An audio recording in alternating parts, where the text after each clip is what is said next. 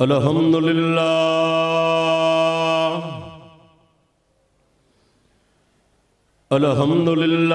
वकफ़ा वस्सलातु वस्सलामु अला सय्यिदिर रसूल वस्सलातु वस्सलामु अला सय्यिदिर रसूल व खातमिल अंबिया सल्लल्लाहु अलैहि व अला आलिहि व सहाबिहि व बारक व सल्लम। अम्मा बादु फ़अऊज़ु बिल्लाहि मिनश शैतानिर रजीम। बिस्मिल्लाहिर रहमानिर रहीम।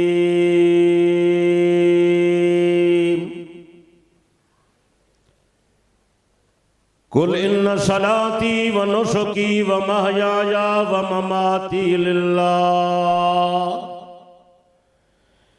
व ममाती लिल्लाहि रब्बिल आलमीन।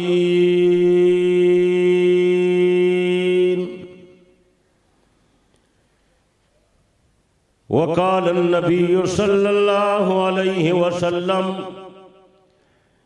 फ़अलैकुम बिसुन्नती व सुन्नतिल खुलफ़ाइर राशिदीन औ कमा क़ाल नबी सल्लल्लाहु अलैहि वसल्लम। मोहम्मद अज़ तुमी खाम खुदारा खुदाया अज़ तो इश्क़े मुस्तफ़ारा ईमान माई तात खुलफ़ाए राशिदीन इस्लाम मा महब्बत आले मोहम्मद। वाजिबुल एहतराम शुरफ़ाए मिल्लत बुजुर्गों दोस्तों भाइयों अजीज़ों, अल्लाह तबारक व तआला वहदहु ला शरीका ला हम सब की इस अजीम प्रोग्राम में हाज़री मंजूर व मकबूल फरमाए। बुजुर्गान मोहतरम, आज का ये अजीमुशान इज्तिमा बमकाम बलकसर जिला चकवाल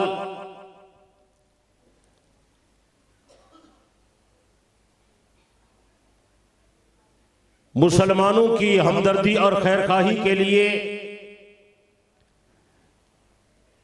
सुन्नी कॉन्फ्रेंस के नाम से मुनक़िद किया गया है। ये सालाना प्रोग्राम मुसलमानों की खैरखाही के लिए तालीमी, तबलीगी, इस्लाही, इल्मी और अहले सुन्नत के लिए तरबियती प्रोग्राम है। आप हजरात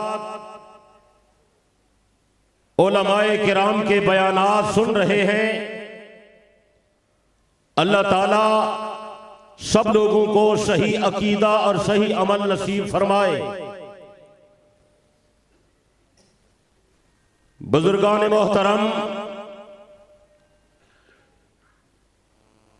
उमूमी उन्वानात से हटकर आज एक खास मौजू पर कुछ मारूजात पेश करनी है। आप हजरात पूरी तवज्जो से तशरीफ रखें, दिल जमी से बैठें, हमतन गोश होकर इस आजिज की मारूजात को समात फरमाएं। मैंने जो कुछ अर्ज करना है उसका आज खास उन्वान है मसअले फदक। चूंकि सोशल मीडिया पर फदक के हवाले से बहुत कुछ प्रोपेगेंडा किया जा रहा है, लोगों में हैजान पैदा की जा रही है, लोग बेयकीनी की कैफियत में हैं और पूछते हैं कि ये फदक का मसला क्या है। मेरे प्यारे दोस्तों, हम इस उन्वान को खुसूसियत के साथ कभी भी बयान न करते अगर लोग इसका प्रोपेगेंडा न करते। इसलिए कि ये फदक का मसला न कोई उसूली मसला है, न कोई बुनियादी अकीदा है, न इसका ताल्लुक उसूल दीन से है, बल्कि ये एक तारीखी वाकया है। वाकयात पेश आते रहते हैं, मौके पर उनका हल भी पेश कर दिया जाता है। ऐसे जुज़वी वाकयात को मुस्तकिल मौजूए सुखन बनाना हर दौर की जरूरत नहीं है,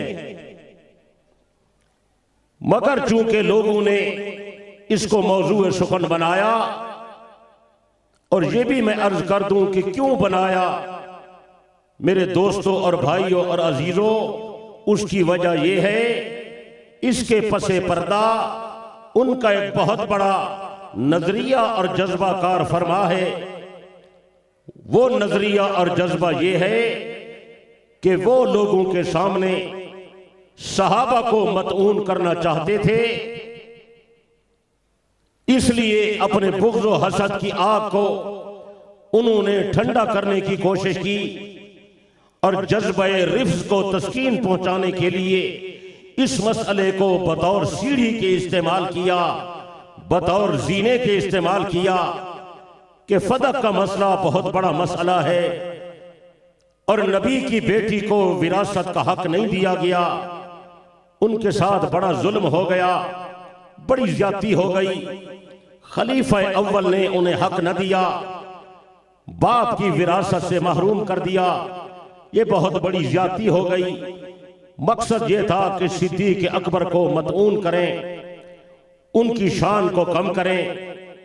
लेकिन मेरे प्यारे दोस्तों और बुजुर्गों, ऐसे ओछे हथकंडू से सहाबा का जो मुसल्लम मकाम है वो कभी भी कम नहीं होता। मैं इस हवाले से कुछ जरूरी मारूजात पेश करूंगा, आपने पूरी तवज्जो फरमानी है। तवज्जो है या नहीं तवज्जो? पीछे वाले हजरात नहीं बोलते, नहीं, सारे हाथ खड़े नहीं हुए।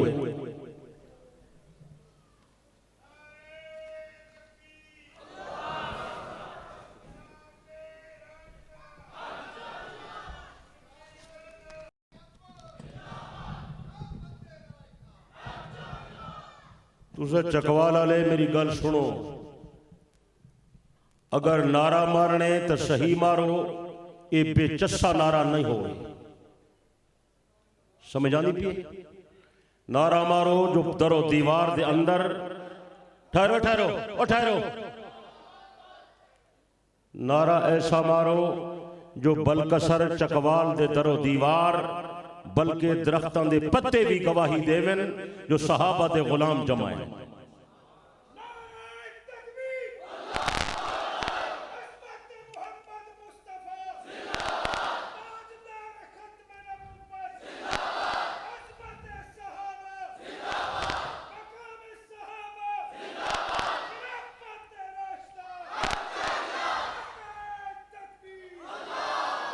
मेरे प्यारे दोस्तों और बुजुर्गों, उसूली बात ज़हन नशीन फरमा लें। अल्लाह ने हमारे पैगंबर को बहुत ऊंचा मकाम अता किया। बेशतर मसाइल में हमारे नबी की खुसूसियात हैं। तवज्जो मेरी तरफ रहे, पूरी तवज्जो मेरी तरफ रहे, क्योंकि वक्त मुख्तसर है और बात कुछ तवील है। अल्लाह ने हमारे पैगंबर को बहुत सारी खुसूसियात और इम्तियाजात अता फरमाए। उनमें उम्मत आपकी शरीक नहीं हो सकती। मिसाल के तौर पर नबी अलैहिस्सलाम को जब नींद आती थी आपकी नींद से आपका वुजू नहीं टूटता था। सच है? सारे बोले। आप जो ख्वाब देखते थे सारे सच्चे होते थे। हक है? जोर से बोले। नबी अलैहिस्सलाम की ये खुसूसियत थी कि अल्लाह ने आपको इजाजत दी, आप जितनी शादियां फरमा लें। उम्मत के लिए हुक्म यह है कि वो बैक वक्त ज्यादा से ज्यादा कितनी शादियां कर सकता है? जोर से बोले। फन के हु माता बलकुम मिनन निसा मसला वसुलासा वरुबा। उम्मत का आदमी ज्यादा से ज्यादा 4 शादियां कर सकता है, ज्यादा नहीं। मगर पैगंबर की खुसूसियत है, नबी अलैहिस्सलातु वस्सलाम को इजाजत थी, आपने 11 शादियां फरमाई। ना अज़वाज मुतहरात बैक वक्त नबी के घर में थी। उम्मत इस मसले में पैगंबर का मुकाबला नहीं कर सकती, बराबरी नहीं कर सकती। सच है? जल्दी बोले, जोर से बोले। इसी तरह मेरे दोस्तों और भाइयों और बुजुर्गों, हजरत नबी अलैहिस्सलाम की ये भी खुसूसियत कुरान में है कि अगर कोई औरत पैगंबर से शादी करना चाहे और वो महर का मुतालबा भी न करे, बगैर महर अपने आप को नबी के निकाह में दे दे, तो पैगंबर के लिए बगैर महर के भी शादी जायज है। बात समझ आ रही? उम्मत ये काम कर सकती? जोर से बोले। इसी तरह नबी अलैहिस्सलाम की ये भी खुसूसियत है कि हजरत पैगंबर अलैहिस्सलातु वस्सलाम जब दुनिया से आपने रहलत फरमाई, नबी की रहलत के बाद आपकी अज़वाज मुतहरात के लिए इद्दत भी मुकर्रर नहीं थी। उन्होंने इद्दत का वक्त नहीं गुजारा। और ये भी मेरे आका की खुसूसियत है कि पैगंबर की रहलत के बाद नबी की बीवियों से, हजरत नबी की अज़वाज मुतहरात से उम्मती का निकाह भी जायज नहीं। इसीलिए तो हम कहते हैं कि हमारे आका हयातन नबी है। बात समझ आ रही है? न नबी का दुनिया से जाने के बाद उनकी घर वालियों को इद्दत का हुक्म है, और न पैगंबर की रहलत के बाद नबी की अज़वाज मुतहरात को दूसरे निकाह की इजाजत है। बात समझ आ रही है? ये 2-4 बातें समझ आ गई तो आपकी खुसूसियत है, बोले, इम्तियाज है। अगर तवज्जो से सुन रहे हैं तो फिर बात को ज़हन नशीन फरमा लें। मेरे प्यारे दोस्तों, इसी तरह नबी की खुसूसियत है, हजरत नबी की रहलत के बाद हजरत नबी की माली विरासत भी नहीं है। पैगंबर जब दुनिया से चले गए, जब आपकी रहलत हो गई तो आपकी माली विरासत भी नहीं है। नबी की जो विरासत है वो सिर्फ दीन की है और इल्म की है, जिसके वारिस उलमा है। पैगंबर की माल की विरासत नहीं है, दुनिया की विरासत नहीं है, जमीन की विरासत नहीं है, बाग बगीचे की विरासत नहीं है, सोने और चांदी की विरासत नहीं है, दराहम और दीनार की विरासत भी नहीं है। बात समझ आ रही है? ये बात समझ आई? आप कहेंगे ये उसूल कहां है? मैं आपके सामने मुख्तसर वक्त में चंद दलाइल पेश करता हूं, आपको यकीन आ जाएगा कि नबी अलैहिस्सलाम की माली विरासत नहीं है। आपकी पूरी तवज्जो है? अल्लाह ने पैगंबर को हुक्म दिया, मेरे पैगंबर आप अपने बारे में ऐलान कर दें। हजरत नबी का फरमान, हजरत नबी का ऐलान, अल्लाह पाक का हुक्म कुरान मजीद में है। कुल इन्ना सलाती व नुसुकी व महयाया व ममाती लिल्लाहि रब्बिल आलमीन। ऐ मेरे पैगंबर ऐलान कर दे, मेरी नमाज, मेरे सदकात, मेरी कुर्बानी, मेरी जानी इबादत, मेरी माली इबादत, मेरे तमाम सदकात, जो कुछ भी मेरा अमल है वो सिर्फ अल्लाह के लिए है।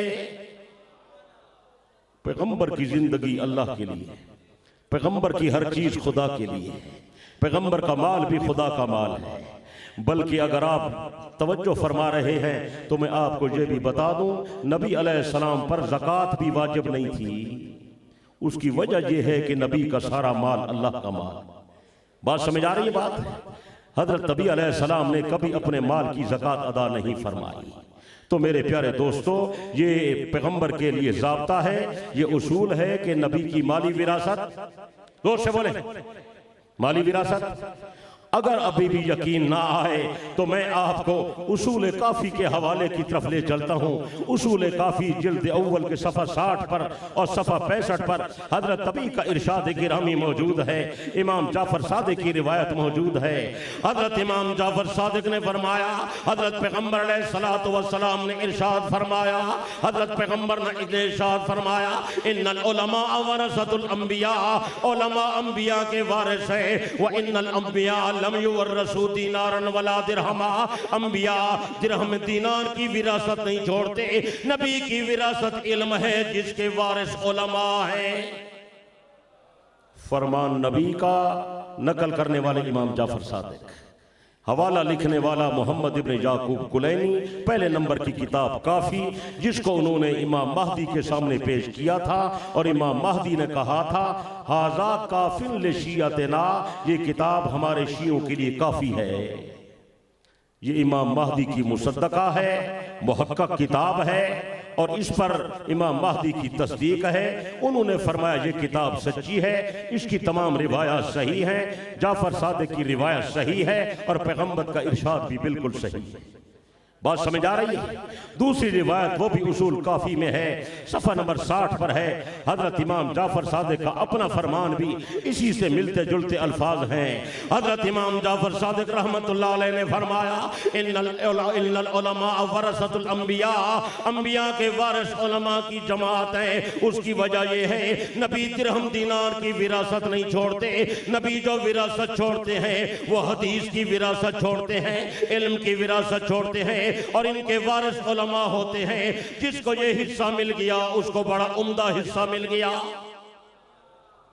तो नबी की जब माली विरासत है नहीं तो फिर माली विरासत का सवाल कैसे आया?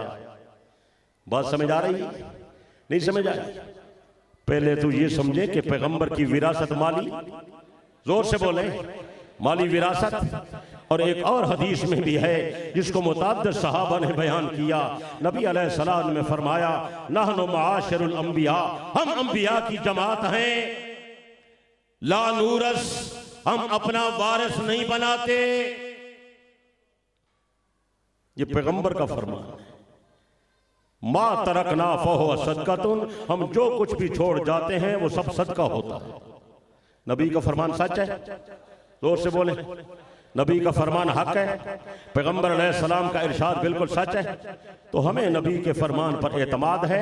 नबी अलैहिस्सलाम की माली विरासत बिल्कुल नहीं थी, तो जब विरासत ही नहीं है तो फिर विरासत का सवाल ही पैदा नहीं होता। बात समझ आ रही है या नहीं समझ आ रही? अल्लाह करे बात आपको समझ आ जाए। रही ये बात कि सैयदा ने हजरत सिद्दीक़ अकबर से ये सवाल क्यों किया, मेरे दोस्तों उसमें कई हिकमतें थीं, उसमें कई राज थे। वो राज आपको समझ नहीं आए।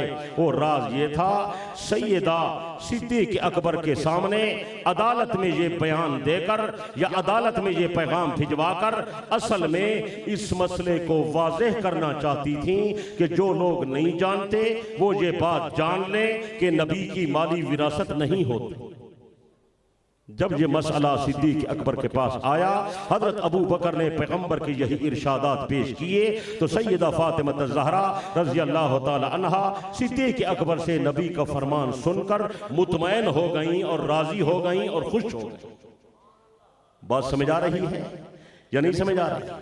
और सैयदा सिद्दीक़ अकबर की अदालत में या उनकी खिलाफत में इस तरह का सवाल उठाकर असल में ये बात बताना चाहती थी कि लोग देख लें, अबू बकर ने जो फैसला किया है वो मेरे वालिद मोहतरम के फरमान के मुताबिक किया है। इससे साबित हो रहा है अबू बकर नबी का सच्चा जानशीन है। अबू बकर पैगंबर के तरीके को अपना रहा है, अबू बकर पैगंबर के अमल के मुताबिक अमल फरमा रहा है। ये अबू बकर सच्चा, अबू बकर का फरमान सच्चा, अबू बकर का फैसला भी सच्चा। हजरत अबू बकर का फैसला सुन्नत के दर्जे में है। बात समझ आ रही?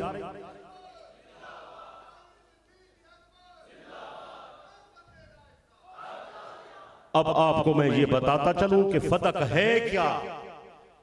बहुत सारे दोस्त नहीं जानते फदक क्या है। मेरे दोस्तों, फदक एक बस्ती का नाम है। किसका नाम है? एक बस्ती है, छोटी सी करिया है, वो हिजाज मुकद्दस के अंदर है, मदीना मुनव्वरा से कुछ फासले पर है। और मैंने बड़ी जुस्तजू की, कोशिश की, किताबों में इसका नाम पढ़ता था। मैंने कहा लोगों ने जो इसका प्रोपेगेंडा कर रखा है, फदक फदक फदक फदक, मैं जाकर देखूं तो सही है क्या। चुनाचे मैंने सफर किया, मदीना मुनव्वरा से मैं गया और मैं वो फदक देख आया हूं। मदीना शरीफ से 3 मंजिल के फासले पर है, तकरीबन 100-150 किलोमीटर उसका फासला बनता है। वो एक छोटी सी बस्ती है और उसके अंदर उस वक्त खजूरों के बाग थे और वो जरीज रकबा था। उसमें कुछ रिहायशी मकानात थे और कुछ पानी के चश्मे थे और कुछ पानी के कुएं थे। इस वक्त सब कुछ वीरान हो चुका है। वो टुकड़ा उसी तरह पड़ा हुआ है, खजूरों के खुश्क तने हैं, उन पर न पत्ते हैं, न फल हैं और न चश्मे हैं और न वो पानी के कुएं हैं। जो मकानात हैं वो गिरे पड़े हैं, उनमें न किसी की रिहायश है और न ही रिहायश का कोई बंदोबस्त और साजो सामान है। उसी तरह वो टुकड़ा पड़ा हुआ है। नबी अलैहिस्सलातु वस्सलाम के जमाने में ये टुकड़ा यहूदियों के पास था। किसके पास था? जल्दी बोले भाई, क्या किसके पास था? जब आप अलैहिस्सलाम ने अपने सहाबा को लेकर सन 7 हिजरी में खैबर पर हमला किया तो अल्लाह ने पैगंबर को और पैगंबर के सहाबा को फतह अता फरमाई। जब खैबर फतह हुआ और वहां के यहूदी मगलूब हो गए तो जो फदक के यहूदी थे ये घबरा गए और सहाबा से और पैगंबर से मरऊब हो गए। इन्होंने आपस में सोचा कि हम नबी की जमात का मुकाबला नहीं कर सकते, अगर वो हम पर हमला करेंगे यकीनन कामयाब होंगे, लिहाजा पैगंबर से सुलह करो और जिस बात पर सुलह हो उस पर आमादा हो जाओ। चुनाचे उन्होंने सुलह की पेशकश की और खैबर के बाद उन्होंने फदक का टुकड़ा पैगंबर के हवाले कर दिया। अब ये एक शरई इस्तिलाह है, वो इस्तिलाह आप समझ लें। 2 चीजें होती हैं मेरे दोस्तों, एक का नाम है माल गनीमत, एक का नाम है माल फै। जहां जिहाद होता है और वहां कुफार का माल मुसलमानों के हाथ आता है उसको माल गनीमत कहते हैं। और जो माल माल फै होता है वो बगैर लड़ाई के हाथ आता है। ये फै का माल बगैर लड़ाई के हाथ आया था, फदक का माल बगैर लड़ाई के आया था। ये अल्लाह ने अपने नबी को दुश्मनों से लेकर तोहफा दिया। क्या दिया? जोर से बोले। तो जब ये टुकड़ा आया, कई हजार आमदनी कहते हैं इसकी आती थी, तो नबी अलैहिस्सलातु वस्सलाम ये सोचने लगे कि फदक की जो आमदनी माल फै की सूरत में आ रही है ये मेरा जाती है या किसी और का है, इस माल को तकसीम करें तो कैसे करें। अल्लाह ने चुनाचे इसके मुताल्लिक कुरान मजीद की आयत नाज़िल करके माल फै और फदक वगैरह के अम्वाल की तकसीम का खुद फैसला फरमा दिया। वो आयत 28वें पारे में है, सूरत हशर में है, उसकी इब्तिदा में है। आप हजरात उसको पढ़ सकते हैं। सूरत हशर में अल्लाह ने माल फै की तकसीम और उसके हिस्से खुद बयान फरमा दिए। मा अफ़ा अल्लाह अला रसूलिही मिन अहलिल कुरा फलिल्लाहि वलिर्रसूल वलिज़िल कुर्बा वल यतामा वल मसाकीन व मेरा है और ये माल आपका है और आपके रिश्तेदारों का है, गरीबों का है, यतीमों का है, मिस्कीनों का है।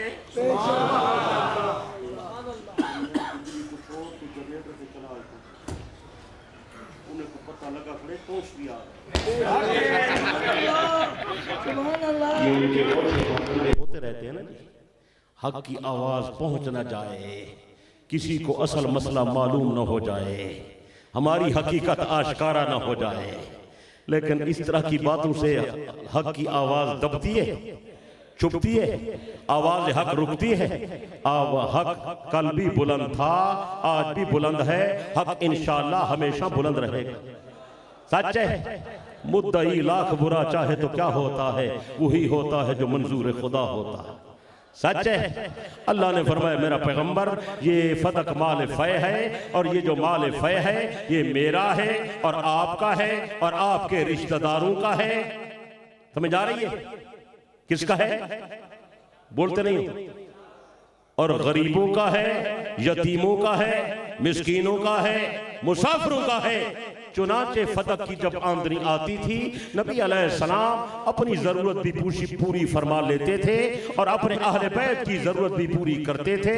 जितना आपके घर वालों को जरूरत होता था वो हिस्सा आप लेते थे। अपनी अज़वाज मुतहरात पर भी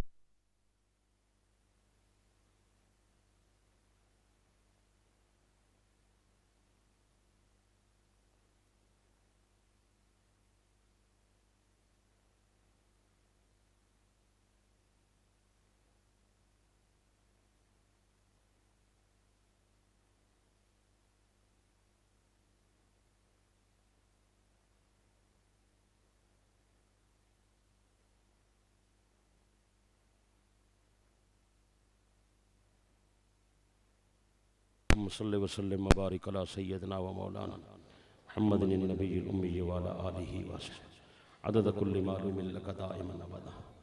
बात समझ आ रही या नहीं समझ आ रही? इसके हिस्से, इसके हकदार कौन है, ये खुद अल्लाह ने बयान कर दिया। मैं पूछता हूँ, जब खुदा ने खुद बता दिया कि फदक का माल किन लोगों का है, तो फिर इसमें झगड़े की क्या जरूरत है? वल यतामा वल मसाकीन वब्नि सबील, इन तमाम लोगों पर इसका खर्च किया जाएगा और नबी अलैहिस्सलाम इन सब पर खर्च फरमाते थे। बात समझ आ रही या नहीं समझ आ रही? जब नबी अलैहिस्सलाम इस पर अमल करते थे और सारे हजरात हिस्सा लेते थे, नबी अलैहिस्सलाम की रहलत हो गई। नबी के बाद नबी का जानशीन कौन बना? जोर से बोलें यार, नबी का जानशीन कौन बना? मुसल्ले पर कौन आया? बल्कि मुसल्ले पर खुद पैगंबर ने किसको खड़ा फरमाया? सहाबा ने पैगंबर के फौरन बाद किसके हाथ पर बैत की? जोर से बोले, जल्दी बोले। ये कोरोना की बीमारी आई हुई थी ना, तो फुर्सत थी, घर बैठे हुए थे, तो मुझे ख्याल आया कि ये हम हजरत अली से फैसला क्यों ना कराएं। मैंने हजरत अली के इरशादात को जमा किया है। हर मसले में अली का इरशाद, ये मेरी नई किताब आई, इसका नाम है इरशादात अली।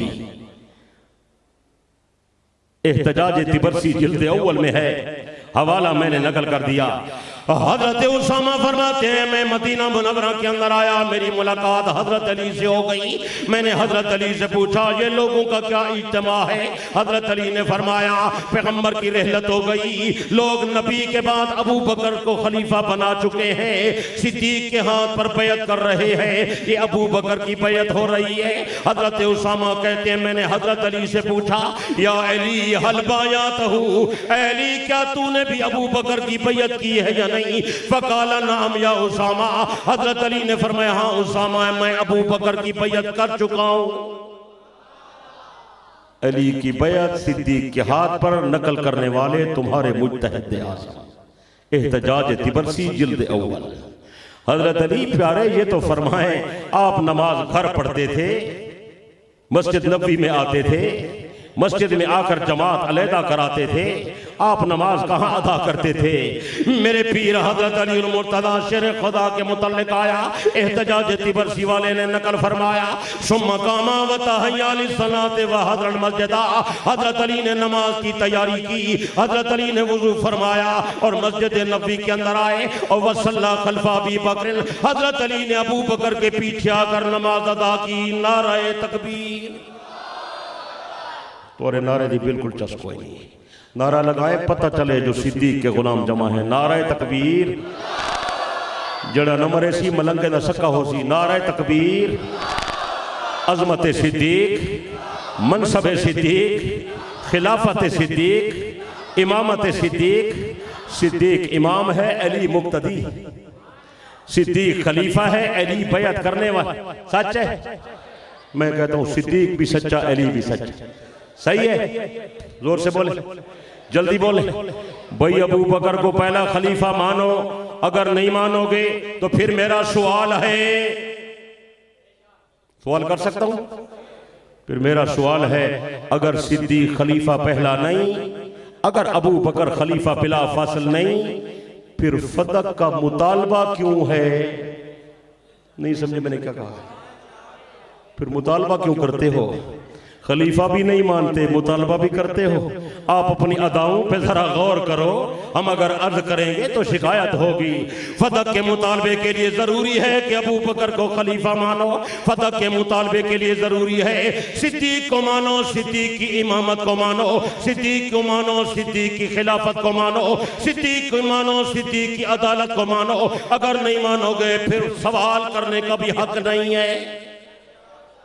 जायज है? जोर से बोले। पहले मानो, ताबेदारी करो, फिर बात करो, फिर आगे देखेंगे कि बात क्या चलती है। सैयदा फातिमा ज़हरा, तवज्जो से, सैयदा फातिमा ज़हरा खातून जन्नत रज़ी अल्लाह ताला अन्हा ने, हज़रत अबी की छोटी साहिबजादी ने अगर अबू बकर के पास पैगाम भेजा, अगर कासिद भेजा, अगर सिद्दीक के सामने अपना मसला रखा, अगर फतह की बात की, इसका मतलब ये है कि सैयदा फातिमा अबू बकर को पहला खलीफा मान चुकी थी। अगर तुम्हें सैयदा से कुछ ताल्लुक है, अकीदत है, तो फिर जैसे सैयदा ने अबू बकर को पहला खलीफा माना, तुम भी मानो। बात हक है, सच है। बात समझ आ रही है या नहीं समझ आ रही? तो नबी अलैहिस्सलातु वस्सलाम के बाद इन तमाम लोगों को यह हक मिलता था। इस तरह ये सिलसिला चलता रहा।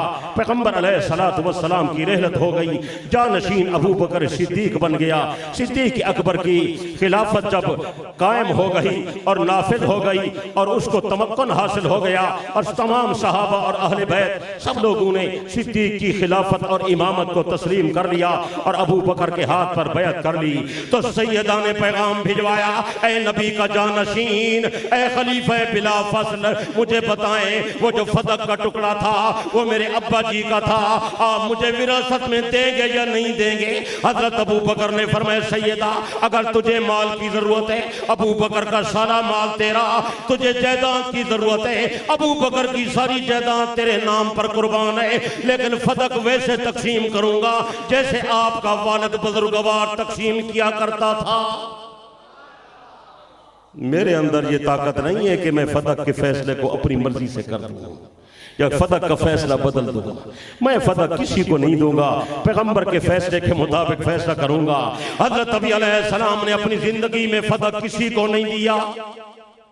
नबी ने अपनी जिंदगी में फदक किसी को, जल्दी बोलें जल्दी। मैं एक हवाला पेश करने लगा हूं, कई खरब रुपए का हवाला है। तवज्जो है, पूरी तवज्जो है, पूरी तवज्जो है या नहीं है? हदीस की किताबों में मौजूद है। एक दिन सैयदा फातिमा ज़हरा हजरत अबी की खिदमत में आई और अर्ज की, बाबा जान एक दरखास्त लाई हूँ। आपने फरमाया, बेटी बताओ क्या बात है? अर्ज की, बाबा ये फदक का टुकड़ा मुझे दे दे। आपकी तवज्जो इधर उधर हो गई। ये फदक का टुकड़ा, बोलो बोलो यार, जरे नहीं बोले ने पीछो उनको क्या क्या करे। अब्बा जी से कहा, बाबा जी फदक का टुकड़ा, बाबा साईं फदक का टुकड़ा मैनू दे, ये फदक मेरे हवाले कर, मेरी मलकियत ही दे दो। हदीस की किताबों में है, मिशकात में भी मौजूद है और किताबों में भी मौजूद है। हजरत पैगंबर ने अपनी बेटी को फदक देने से इनकार कर दिया। पहले पहले सैयदा को फदक न देने का हुक्म और ऑर्डर खुद पैगंबर ने फरमाया।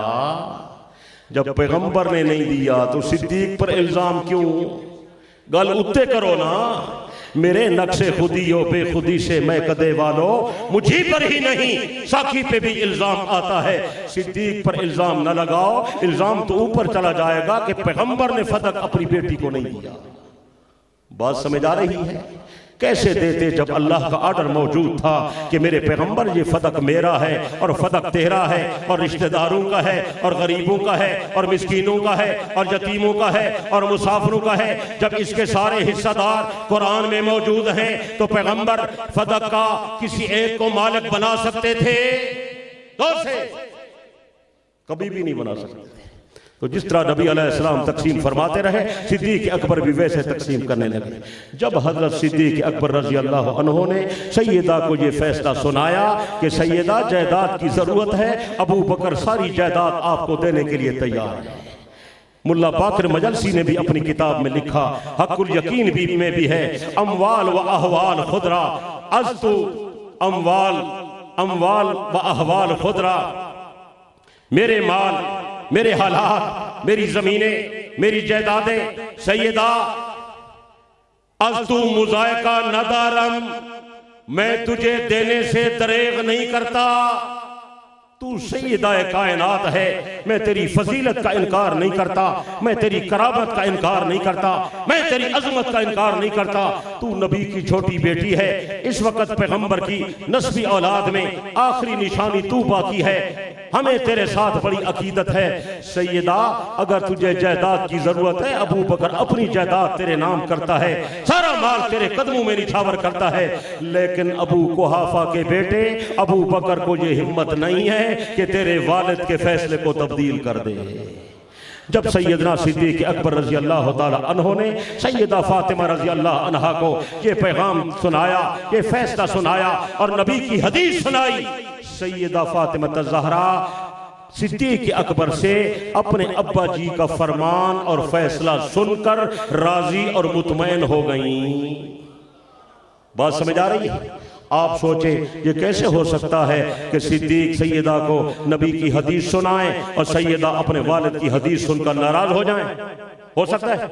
बोलो, आपको कोई सुनाए कि यार आपके वालिद साहब ने ये फैसला किया था, आप मानेंगे या नहीं? जोर से बोल, एहतराम करेंगे या नहीं? मैं कहता हूँ सैयदा नाराज हो भी नहीं सकती थी, इसलिए कि फैसला सिद्दीक का नहीं था, इसलिए कि फरमान सिद्दीक का नहीं था, इसलिए कि ये कौल सिद्दीक का नहीं था। कौल भी नबी का, फरमान भी नबी का, इरशाद भी नबी का, फैसला भी नबी का, फकत बयान करने वाली जुबान अबू बकर की थी। को बात समझ आ रही है? बल्कि मैं कहता हूं पैगंबर का फरमान भी असल में खुदा का फरमान था। किसका फरमान था? तो ये कैसे मुमकिन है कि सैयदा फातिमा रजी अल्लाह तआला अन्हा खुदा का फरमान सुनकर और मुस्तफ़ा का फरमान सुनकर नाराज हो जाएं? ये हो सकते हैं? जो कहते हैं सैयदा नाराज है, ये खुदा और मुस्तफ़ा पर इल्ज़ाम लगा रहे हैं। ला हौला वला कुव्वता इल्ला बिल्लाह। तो सैयदा फातिमा रजी अल्लाह तआला अन्हा सिद्दीक अकबर पर राजी हो गई, खुशनूद हो गई, खुश हो गई, मुतमईन हो गई और पूरी जिंदगी दोबारा फदक के बारे में सैयदा ने बातचीत नहीं की। उनकी खामोशी रजा की अलामत है। बात समझ आ रही है? हमारी तो बहुत सारी किताबों में ये हवाला मौजूद है। इमाम बहकी ने सुनन कुबरा में नकल किया, अल्लामा इब्न साद ने तबकात इब्न साद में नकल किया, रियाजुन नुज़रा में मौजूद, अल इस्तियाब के अंदर मौजूद, कंजुल उम्माल के अंदर मौजूद, हज़रत सैयदा फातिमा की रजामंदी मौजूद, फतहुल बारी में मौजूद, उम्दतुल कारी में मौजूद, सैयदा की रजामंदी मौजूद। अगर तुम्हें हमारी किताब पर यकीन नहीं आता और मैं तुम्हें तुम्हारी किताब का हवाला बताता हूँ, शरह नहजुल बलागा दुर्रा नदफिया में मौजूद, नहजुल बलागा इब्न अबिल हदीद में मौजूद, नहजुल बलागा इब्न मैसम बहरानी में मौजूद हो गई।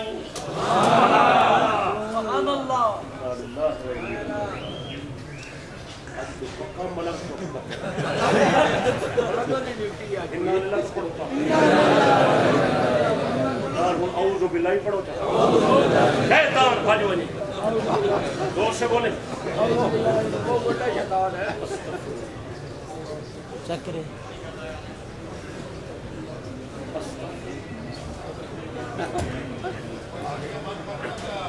हजरात, तो आप ये समझ चुके हैं फर्क क्या है? बात समझ आ गई? एक बस्ती का नाम है, एक करिया है, यहूदियों के पास था। खुदा ने नबी को यहूदियों से लेकर नबी को तोहफा दिया। उसकी जो आमदनी होती थी अल्लाह ने उसके हिस्से खुद बयान कर दिए। नबी अलैहिस्सलाम ने पूरी जिंदगी उस पर अमल फरमाया। सैयदा ने मांगा था, नबी अलैहिस्सलाम ने बेटी को फदक नहीं दी। याद रहेगी बात? सिद्दीक अकबर का जमाना आया, हजरत अबू बकर ने फरमाया अबू बकर फदक वैसे तकसीम करेगा जैसे पैगंबर करते थे। सच है।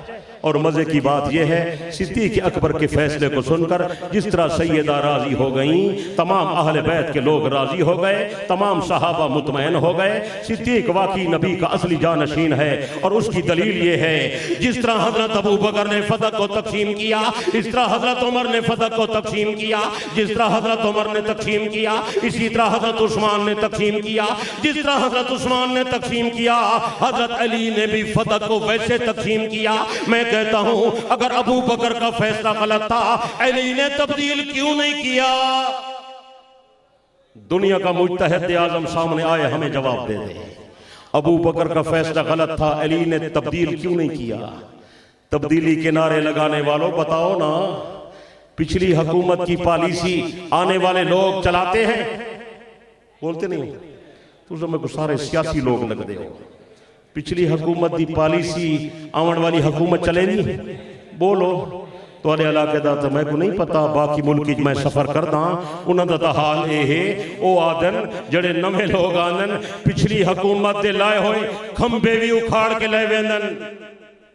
ने खंबे गलत लगे हुए हैं। अगर कहीं दे बेटे दी नौकरी लग गई ना, कहीं मलिक साहब चौधरी साहब दे बेटे दी, वो नौकरी डिसमिस घर भेजो। सफारशी बंदा है, हुकूमत ने गलत बंदे लाए, असा अपनी पार्टी दे बंदे लाए, इवें होना नहीं होना? बोलो अगर अबू बकर का फैसला गलत था, हजरत उमर का फैसला गलत था, हजरत उस्मान का फैसला गलत था, हजरत अली पर लाजिम था कि फदक का फैसला तब्दील करते। अल्लाह की कसम है मुसलमानों, मैं कसम खा कर कह रहा हूँ, खुदा का कुरान गवाह करके कह रहा हूँ, हजरत अली ने भी फदक वैसे तकसीम किया जैसे अबू बकर ने किया। बाकी एक मलंग ने बहुत बड़ा झूठ बोला है, वो झूठ बता दूं? इंत सारे कूड़े कूड़ते कूड़ कूड़ते कूड़ कूड़ी मरेंदन, ए चिट्टे कूड़ मरेंदन। सुनावा वो मेरे को पर्ची लिखी है, आया खड़े सवाल सारे चाहिए खड़ा मैं तोड़े।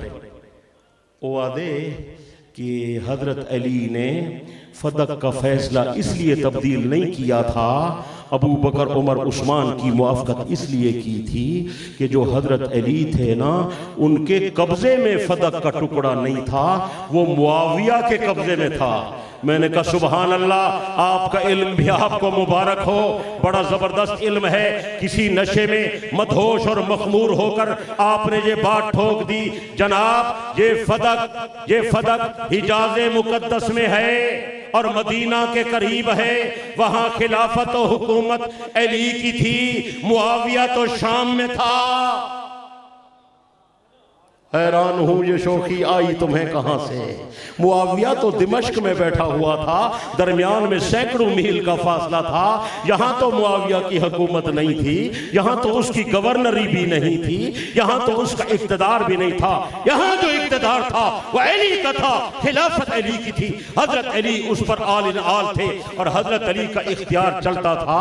और तुम्हारे नजदीक तो अली मुश्किल कुशा है और हाजत रवा है और दाफिउल बला है, और तुम्हारे नजदीक तो अली मुख्तियार कुल है। तुम्हारे नजदीक अली नूरुल्लाह, अली यदुल्लाह, अली ऐनुल्लाह, अली सब कुछ है।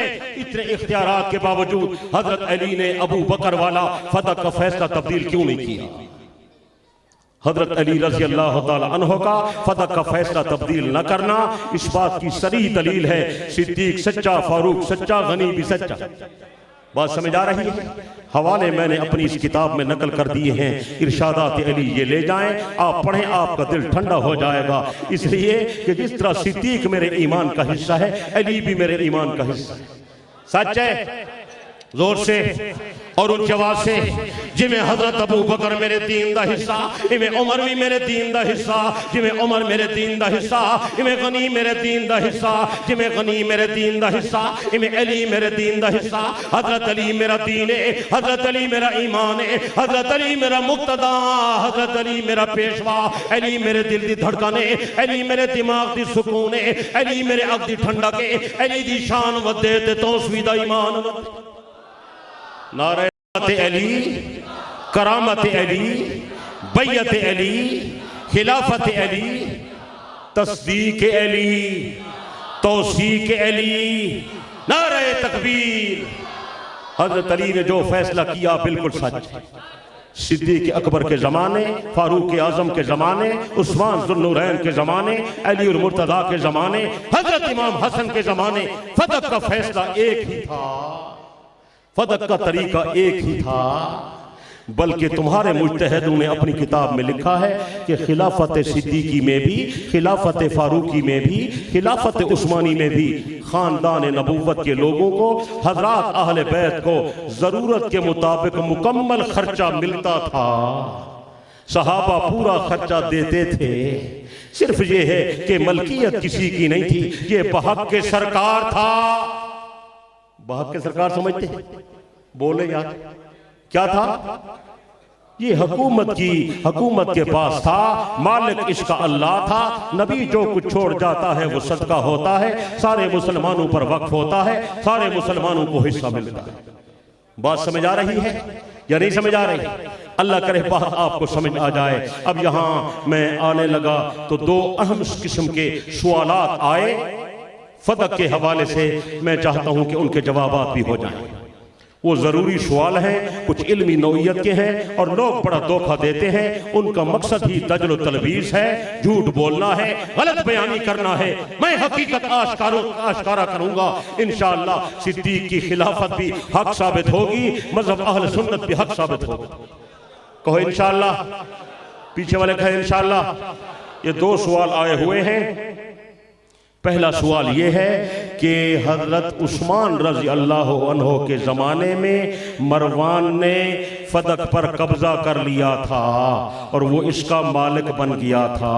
हजरत उस्मान ने उसे न रोका। मेरे दोस्त, ये तूने झूठ बोला है, गलत बयानी से काम लिया है, मेरे ऊपर एतमाद न कर। अल्लामा इब्ने अबिल हदीद के पास चलते हैं, जो नहजुल बलागा का बड़ा शारे है और मजहब तशय्यो का इमाम है। उससे पूछते हैं। अल्लामा इब्ने अबिल हदीद ने नहजुल बलागा की शरह में एक मुफस्सल रिवायत बयान की है, वो तवज्जो से सुने। उन्होंने कहा नबी अलैहिस्सलाम के तरीके पर सिद्दीक अकबर फदक तकसीम करता रहा, फिर उसी तरीके पर फारूक आजम भी चलते रहे, फिर उसी तरीके पर हजरत उस्मान भी चलते रहे, फिर उसी तरीके पर हजरत अली भी चलते रहे, फिर उसी तरीके पर इमाम हसन भी चलते रहे। इमाम हसन के दौर में तवज्जो करें, इमाम हसन रजी अल्लाह ताला अन्हो की वफात और शहादत हो गई। तो फिर मरवान ने ये जसारत की और उसने जाकर एक टुकड़ा फदक का खुद ले लिया, एक टुकड़ा अमर को दे दिया और एक टुकड़ा यजीद को दे दिया। उसने फदक के हिस्से बखरे कर दिए। ये जब उसने ये बात काम किया तो वो हजरत उस्मान की खिलाफत का दौर नहीं था, हजरत इमाम हसन की भी रहलत हो गई थी। ये खिलाफत मुआविया का जमाना था। बात समझ आ रही है? खिलाफत मुआविया के जमाने में मरवान ने ऐसा किया, इसके हिस्से बखरे कर दिए थे। फिर जब वो खुद इक़्तिदार पर आया तो मरवान ने पूरे फदक पर कब्जा कर लिया। तो हजरत उस्मान पर इल्जाम लगाना ये बहुत बड़ा झूठ है, ये बड़ी ज्यादती है, दजल तलबीस है, गलत बयानी है। चारों खुलफा के जमाने में ये माल किसी के पास नहीं था, हुकूमत के पास था और इसकी जो आमदनी थी वो तमाम हिस्सेदारों को मिलती थी। बात साफ हो गई या नहीं हो गई? दूसरा एक सवाल भी आया हुआ है, वो भी बड़ा अजीब सवाल है, वो भी बहुत बड़ा झूठ बोला है, बल्कि ऐसा झूठ बोला जो बहुत बड़े बड़े हजरात भी उसमें बड़े परेशान हुए और हमसे राब्ता किया कि तौसीफी साहब आप इसका जवाब दें, हम बड़े परेशान हैं। मैंने कहा फरमाएं क्या इश्काल है? उन्होंने कहा इश्काल ये है, हमने सुना है कि जी ठीक है हजरत अली ने तो फदक का फैसला तब्दील न किया, खुलफाए सलासा के मुताबिक किया, लेकिन जब उमर बिन अब्दुल अजीज का जमाना आया तो उमर बिन अब्दुल अजीज ने वो फदक दोबारा अहले बैत के हजरात को वापस कर दिया कि तुम्हारा हक छीना गया था, आओ मैं तुम्हारा हक तुम्हें वापस करता हूं। तो उमर बिन अब्दुल अजीज भी तो सुन्नियों का था। बात समझ आई? एतराज समझ आया? मैंने कहा जनाब उन्होंने बहुत बड़ा झूठ बोला है, तुम्हें नहीं पता हक को छुपाना, कितमान हक और तकिया करना इनके मजहब की बड़ी इबादतें हैं। ला दीन लिमन ला तकिया तला इन तिसात आशार दीन फी तकिया। ये तकिए से काम लेते हैं या नहीं लेते हैं? अच्छा, अजीब मामला ये है, सहाबा की कोई करामत जाहिर हुई है, इस दौर में इन्होंने तकिए की चादर भी उतार दी है और नाम लेकर सहाबा के खिलाफ तबर्रा करने लगे। असलियत जाहिर हो गई। क्या हो गई? बोलते नहीं हो? तो बहरहाल मैं ये अर्ज कर रहा हूं कि उन्होंने तकिए से काम लिया है, कितमान हक किया है, झूठ बोला है। उमर बिन अब्दुल अजीज ने अहले बैत के लोगों को फदक वापस कर दिया। मैं आपको असली बात बताता हूं, वही बात जो मैं अभी अर्ज कर चुका हूं कि इस पर मरवान ने कब्जा किया था। ये मरवान उमर बिन अब्दुल अजीज का दादा था। वो जब चला गया, हजरत उमर बिन अब्दुल अजीज रहमतुल्लाह अलैह की खिलाफत का जमाना आया। आते ही उमर बिन अब्दुल अजीज ने एक जबरदस्त ऐलान किया। वो ऐलान सुने। हजरत उमर बिन अब्दुल अजीज ने फरमाया, जो दुनिया में नए नए काम आए सारे काम मैं खत्म करूंगा, सिर्फ नबी के खुलफा का तरीका चलेगा। फ़अलैकुम बिसुन्नती व सुन्नतिल खुलफ़ाइर राशिदीन, नबी की सुन्नत चलेगी, खुलफ़ाए राशिदीन की सुन्नत चलेगी। आगे उन्होंने ऐलान किया कि मरवान ने जो फतक पर कब्जा किया था, उसने गलत काम किया था, मैं उसके उस गलत काम को खत्म करता हूँ, मैं उसको तब्दील करता हूँ, मैं उससे फतक लेकर, उसकी औलाद से फतक लेकर मैं फतक दोबारा बहक के सरकार करता हूँ और उसी तर्ज पर इसे तकसीम करूंगा जिस तर्ज पर अबू बकर, उमर, उस्मान, अली तकसीम किया करते थे। उमर बिन अब्दुल अजीज ने मरवान की औलाद से लेकर उसको खुलफा के तरीके पर वापस जारी किया। अहले बैत को उसका मालिक नहीं बनाया। ये मलंगू ने झूठ बोला है और तुम्हें धोखा दिया है। गलत बयानी न करो। जिस तरह नबी ने तकसीम किया उस तरह फतक सिद्दीक ने तकसीम किया, जिस तरह सिद्दीक ने तकसीम किया उस तरह उमर ने तकसीम किया, जिस तरह उमर ने तकसीम किया उसी तरह उस्मान ने तकसीम किया, जिस तरह उस्मान ने तकसीम किया उसी तरह अली ने तकसीम किया, जिस तरह अली ने तकसीम किया उसी तरह इमाम हसन ने तकसीम किया, जिस तरह इमाम हसन ने तकसीम किया उसी तरह उमर बिन अब्दुल अजीज ने तकसीम किया। नारे तकबीर। मजहब अहले सुन्नत वल जमात, सदाकत सिद्दीक अकबर, अदालत फारूक आजम, सखावत उस्मान, शुजाअत हैदर कर्रार। जल्दी नहीं बोलते।